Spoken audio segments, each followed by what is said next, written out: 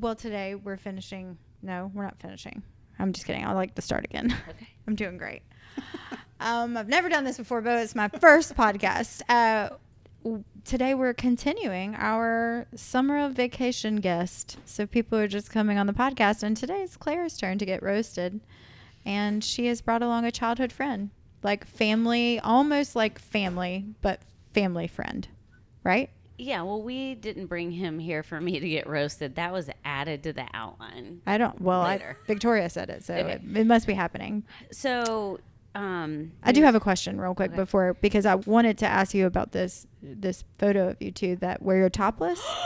Yeah, I don't know if you guys can see this, but it does appear Claire is here having a very warm hug with Beau without a top on as a teenager. First off, there's a top under there. Okay. It was very small because that was the year of string bikinis. That was before the high beams. And it's called an augmentation. And someone should we're have said- advocates for augmentations here on the show. Do whatever makes you feel pretty. Someone should have mentioned that bathing suit bottom didn't fit. Thank you for saving that for me. Wow. what You're a treat. welcome. I saw it and was like, well, I'll be bringing that up. But why don't you tell us a little bit about Beau? Okay, we won't get into too much of the good stuff, but we grew up down the street from each other. We were in the same kindergarten class, Mrs. Weir. And our mom... In Mountain Brook? Okay, I was going to leave it off, but yeah. Okay, Mountain Brook. Got it. For those of you following along. Anyways, you done with Yeah. that? Okay. In Mountain Brook. And our moms were best buddies, and through a traumatic series of events, we were basically raised together. Okay. Most people thought we were, in fact, related, and we weren't. We did not bring Beau here to roast me, but we brought him here because Beau's had a wild story in adulthood, which we'll get to. Okay. When you say we were bonded together, do you care to tell the people what traumatic event bonded your families together? Let me count the ways. I would say heavy family addiction and little MIA dads for a little while. So our moms just Band together. I mean, Basically moved in together. Yeah. Almost. I mean, they would tote us down to the beach. There's 4 kids. That's 3 seatbelts in the back. And it was like beat the shit out of each other for who had to ride on the floorboard. His mom either would have a spoon or a spatula that you'd get popped with, like if you were bad. You know you're close when the other parent that's not your parent gets to beat you. Like, Yeah. I will pop the shit out of you if you are doing anything wrong. And Steph smoked Vantage regulars. Diane was a Marlboro Light gal. And they Anything to get through it, honestly. I look back and I can vividly remember Celine Dion playing one summer. A lot of it was like good music, but that must have been a tough year, if we're into Celine smoking in the station wagon. And like we would that was our lives. Would you add anything? Well, I think the only thing I would add is, speaking of beating children, we're driving down to the beach, and I'll never forget. I was sitting directly behind the driver's seat, and I don't even remember what I was doing, but my mom got super pissed, and we're all in the back seat arguing back and forth, and she's trying to reach back and hit me, and she didn't have the spanking spoon, and so she reached back and just whop, and I bent down at the same time, caught me right in the nose. I'm bleeding, I'm crying, and I'm screaming, I'm calling the police! Oh, yeah. As But you anyways, would. that was our typical beach Standard run. My stepmom had And she thought it was hilarious. My by the way. stepmom had a leather belt she kept in the glove box. She never hit me with it, but she would send that thing flailing back there, and like anybody who wasn't smart enough to get out of the way. Did you get popped? No. I knew it. I Fucking knew knew it. Never. That's why you're the most well-adjusted. Never got beat. And Hunter's not even from the South. He's like, oh boy, I Dear shouldn't be God. here right now. You mean someone who wasn't your parent had the ability to beat you? Yes, Hunter. That is our life. It's called a pop. Go ahead. Or parent. I've never been spanked.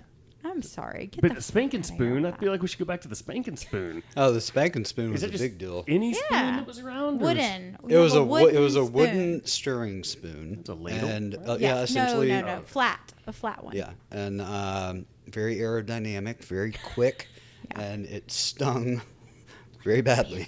And if we couldn't find that, and it was just a wire fly swatter. Yeah, and those suck. But the idea of having to go pick your own switch, whew, was a long walk from the back porch to the edge of the woods to get your own stick. Like, ooh. Okay, now that we're through that childhood trauma, okay, Beau. Oh, I'm sorry. Hello. Oh, that means it's time for the interview.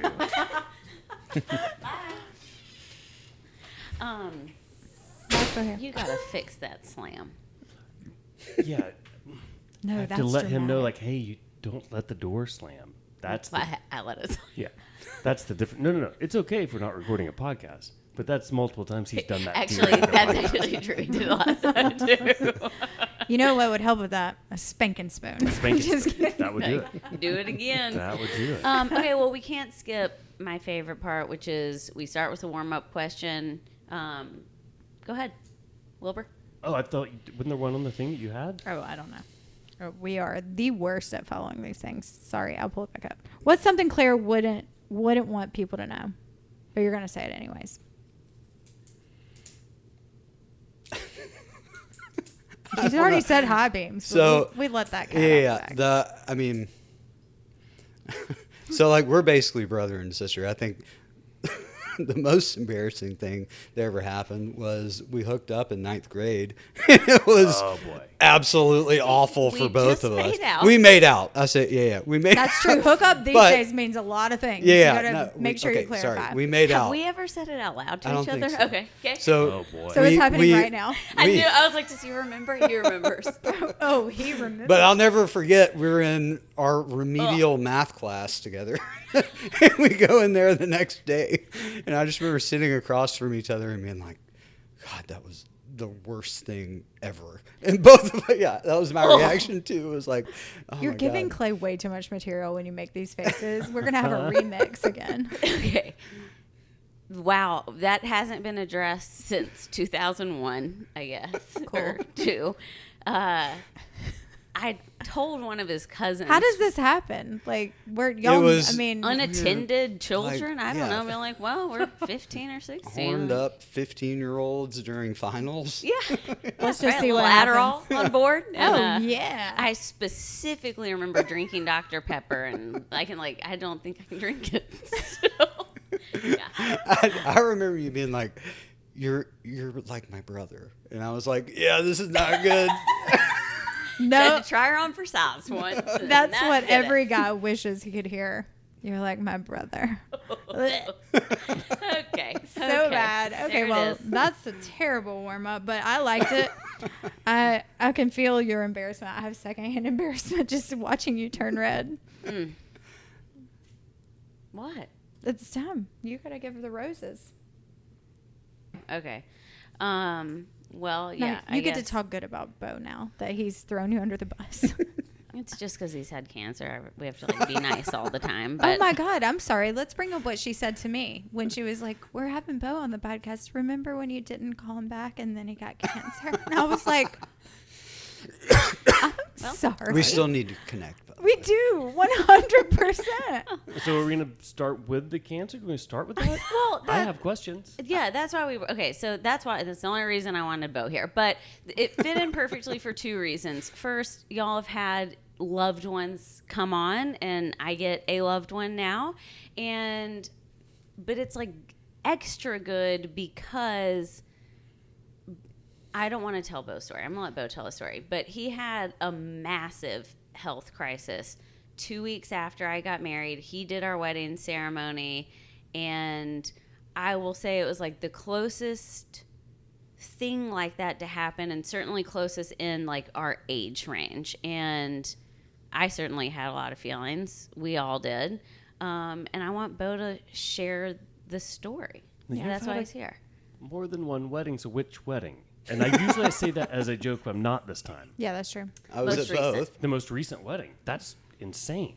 Yeah, that wasn't that long ago. That was not long ago. Yeah. All right, August. Last summer. Yeah, not even a year. all right, so let's start. Were you feeling bad? How did this all kind of start? Yeah. So, well, I'll start off by saying this is the first time I've publicly told this story.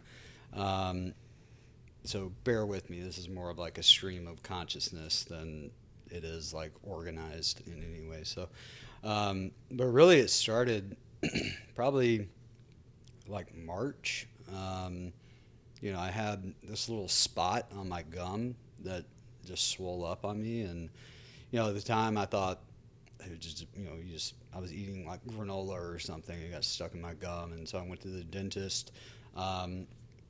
They did an exam, said, we're not sure what this is. You need to go see a periodontist who specializes in gum tissue and things like that. So I go to a periodontist. They did their thing. They were like, we can't find anything. And so they sent me to an endodontist. At that point, they did a CT scan without contrast. So really, essentially, you're kind of looking at like an X-ray, but like a really detailed X-ray, like 3D version. And so we're looking at that, and she recognized, there was some thickening on the right side of my jaw, which was, certainly just different than the left side. And you could kind of see it, but it wasn't like jumping out at you.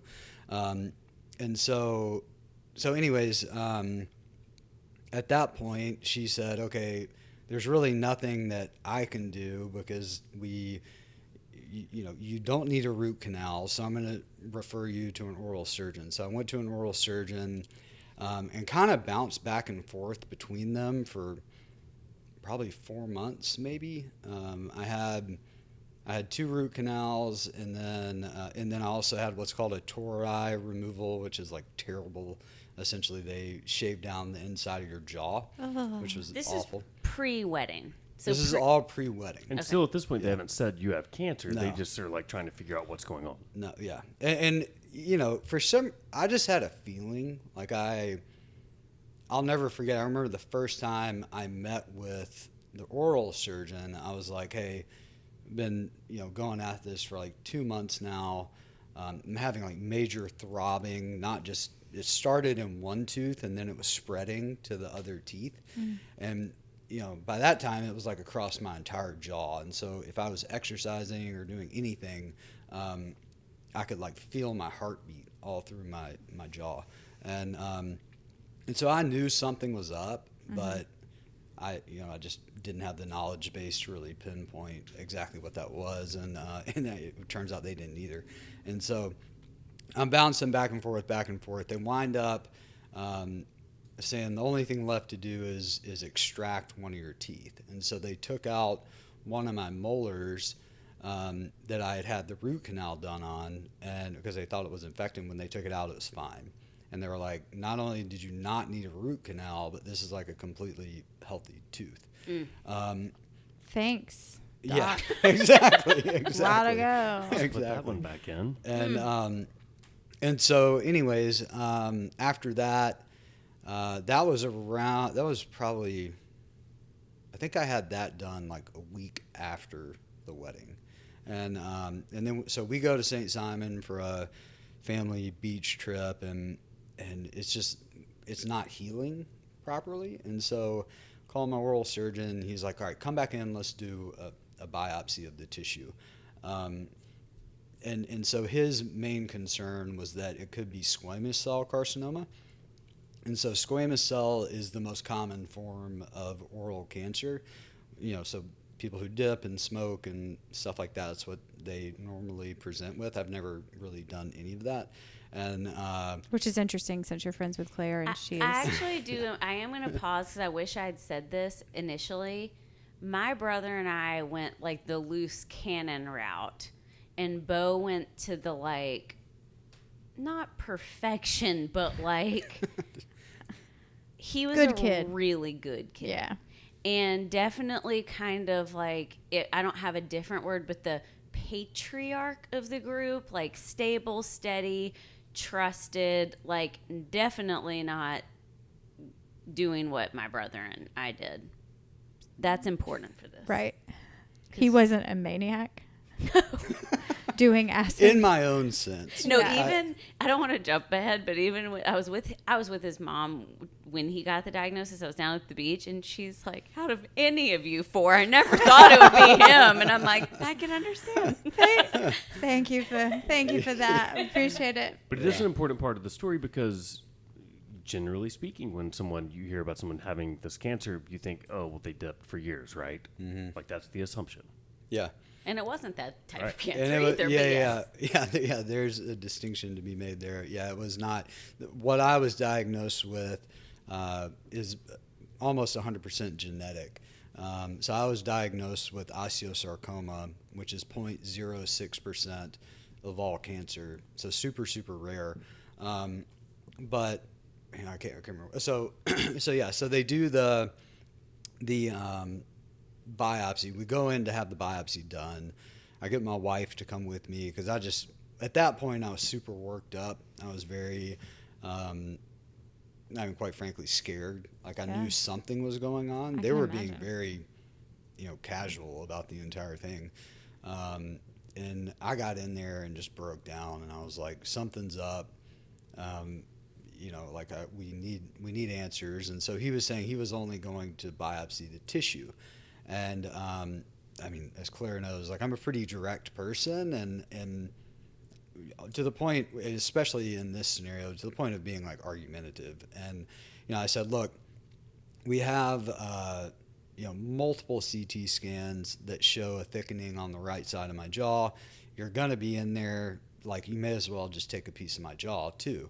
And he, the exact response was, well, we've already extracted your tooth. We need to keep as much bone as we possibly can because we're going to have to put an implant in. And I just said, look, I don't care. I need you to do this because it's going to give me the ability to sleep at night. And he was like, all right, well, we'll see when we get in there. So they start the procedure, and I'll never forget, sitting in that chair, and he held up a Petri dish over my head and was like, okay, here's the tissue that we took, and there's that little piece of bone you wanted me to get. And they sent them both off for pathology. And, 2 weeks later, the bone was what came back as positive. And so it was positive for osteosarcoma. Mandibular osteosarcoma in particular, like I said, is 0.06% of all cancer, which is super, super rare. And it kind of, to give them a little bit of leeway, like Emory, I went to Emory, I went to UAB, I went to Mayo. Each of these huge facilities might see one, maybe two of me every single year. Wow. And so an oral surgeon in Buckhead who's doing veneers isn't like, really looking for this. It's not an expert, for sure. And so, yeah. So I feel like when I heard this, my thought was like, what if I don't know that I would have known to advocate for myself, because I think I probably take some stuff that a physician says. I wouldn't have argued with the tissue piece. Like I wouldn't have even thought, because I'm like, oh, they know. What do I know? What made you advocate or question it? Yeah, I think, I don't know. I think this is probably like a bigger conversation, but, I think God blessed me with a very specific personality to be in that situation. I also, I've spent my entire, 16-year career in healthcare. That's all I do every single day is speak to doctors and surgeons, and and so I another thing too is like, I saw that CT and you could clearly see something was different, and they were telling me that it had to do with the fact that I grind my teeth at night. I'm super stressed. You chew more heavily on your right side. There were a million different reasons as to why the thickening was there. And I just knew my body. Like I knew that you're like, except for the way I feel. Yeah, except for the way I feel, and the fact that I've been chewing on the right side since I had teeth. Thank you for bringing that up. Yeah, and the fact that like I was feeling my heartbeat, like even standing up out of a chair in my jaw. It was like, this is not normal. No. And so, yeah, I think it really, had we not taken the biopsy of my mandible at that time, osteosarcoma is a highly, highly aggressive form of cancer. And it very well could have been a completely different outcome. How progressed was it by the time they figured it out? Yeah, the interesting thing is, because all of the CT scans that were done initially with the oral surgeons and the endodontist and everybody, that was all without contrast. So again, like if you've ever looked at a CT scan without contrast, it's basically like a 3D image of your bone. So there wasn't really any way to show the progression of the size of the tumor. That's you can do that when you have a CT with contrast, and so I can tell you what the size of it was eventually. So when we did the CT with contrast, the size of the tumor was in centimeters, 3.5 by 1.5 by 1.5. So the reason why it didn't like jump out on the initial CT was because it was elongated. So it ran kind of the length of my jaw or my mandible. And so it was sort of like an oval as opposed to like, a spherical tumor that would just jump out. You could see like a huge bump. That wasn't the case here. It was just slightly thicker than the other side. Whoa. But I could feel it. I mean, I could feel that it started in 30, and then it spread to 31, and then it spread to 29. And so like I was tracking like, hey, this thing is growing or moving, and so whatever it is. And so yeah, that was kind of the progression of it.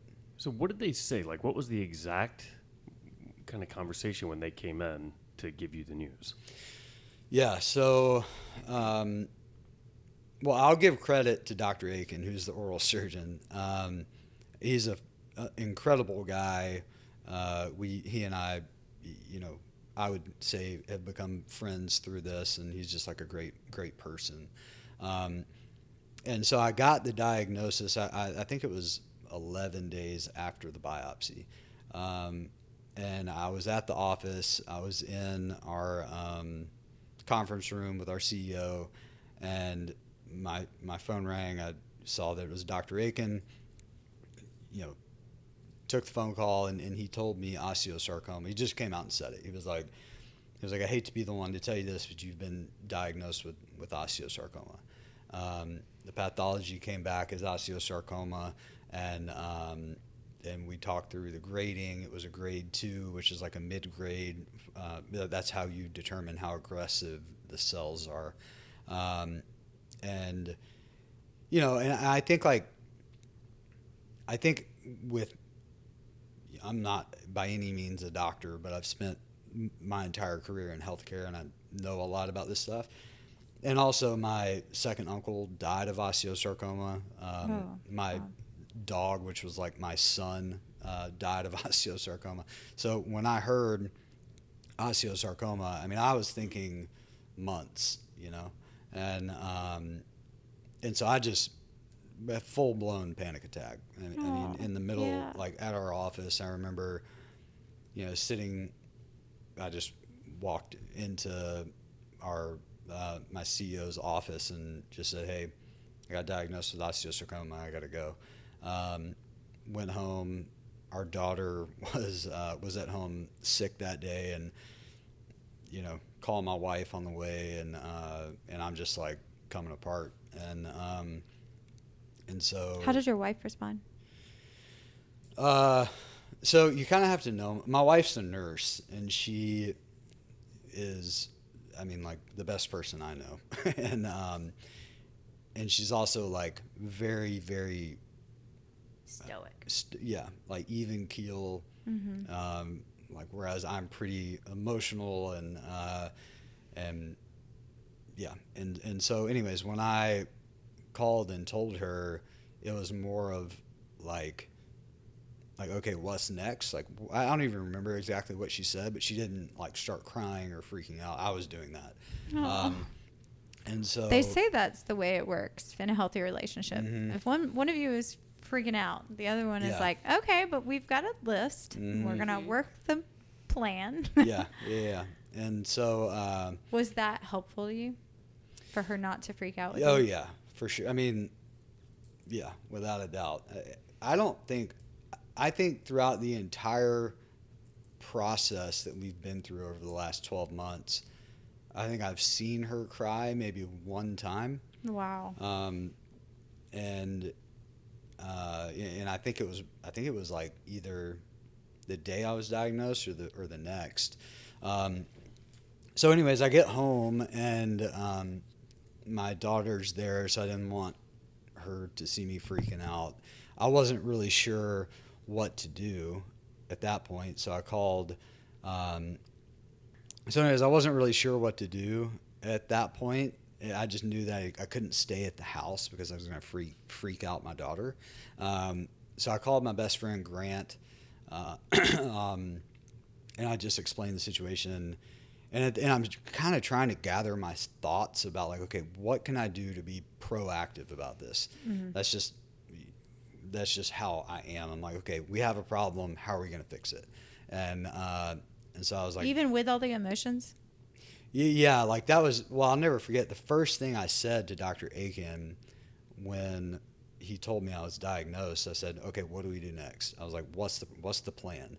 And the cool thing about it is his wife is head of neurology at Emory. Wow. And so before they even called me, they had already scheduled me to be, I was diagnosed on a Friday.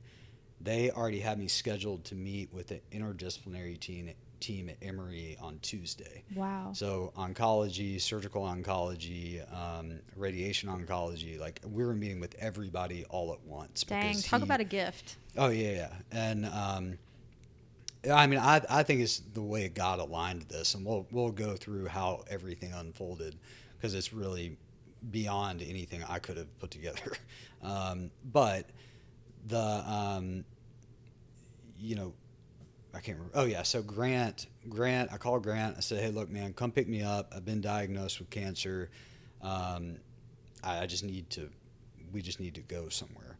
And so as he's coming to pick me up, I'm in the front yard. I'm literally like throwing up. I'm so Distraught. I'm having a full panic attack, which I've never ever had in my life. Like that's not just I never. Is that because you thought you wouldn't make it?